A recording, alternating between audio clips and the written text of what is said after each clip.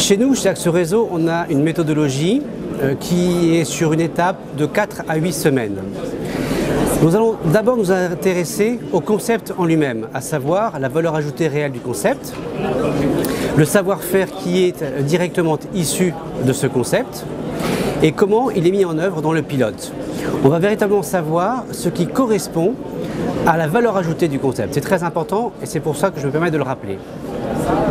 Le second point, on va regarder comment est organisé le pilote. Comment est organisé, c'est-à-dire qui fait quoi au sein du pilote. Quels sont les facteurs clés de succès pour que ce pilote ait un succès auprès des consommateurs.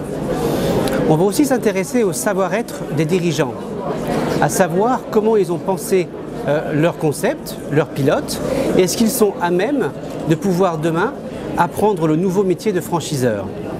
À savoir qu'ils ont aujourd'hui un métier qui est le leur, et on va leur apprendre le métier de franchiseur. Donc on va s'assurer que la tête de réseau soit à même de pouvoir être franchiseur. Enfin, par rapport aux produits services, on va comparer un ensemble de concurrents, on va benchmarker la concurrence et on va faire le client mystère au sein du pilote. Donc on pourra mettre en parallèle les qualités et les défauts du pilote face à leurs concurrents. Évidemment, on va regarder ce qu'il y a comme outils existants au sein de la tête de réseau. Tous les outils qui sont nécessaires pour qu'un point de vente puisse être exploité par un tiers partenaire. Une fois qu'on aura réuni l'ensemble de ces informations, qui une fois encore prennent environ 4 à 8 semaines, on va sortir un audit de franchisabilité. C'est-à-dire de quelle façon on peut dupliquer le concept, est-ce que c'est en franchise ou autre chose?